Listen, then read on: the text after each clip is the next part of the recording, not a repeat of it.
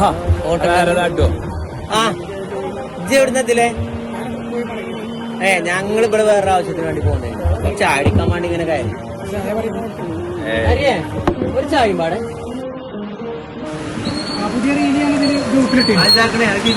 ഞാൻ ഇന്നലെ വൈകുന്നേരം കുറെ നോക്കി. നല്ല ഉഷാറായി പാട്ട്. അത് കൊഞ്ചിന്റെ പുതിയ ഇത് തുറന്നത് പോലെ ആദ്യത്തെ അത് കേട്ടിയത് നല്ല അടിപൊളിയാണ്. പറഞ്ഞപ്പോ ദിലീപും ദിലീപും പറഞ്ഞിട്ടുള്ളൂ. ഞങ്ങളേ സത്യത്തിൽ ഇത് ചർച്ച ചെയ്തുകൊണ്ടിരിക്കുന്നു. ഞങ്ങളിപ്പോ വെറുതെ മൊബൈലിൽ ഇങ്ങനെ വേറെ സംഭവങ്ങൾ കണ്ടുകൊണ്ടിരിക്കുന്നു. അത് ശരിക്കും പാടിയ പാട്ടാണ്. എല്ലാം ഉഷാറായി. നല്ല അടിപൊളി. ഇപ്പൊ പുതിയ ഒരു ആൽബം ഉണ്ടല്ലോ, അതൊരു താരാട്ടം നമ്മൾ ഉദ്ദേശിക്കുന്നത്.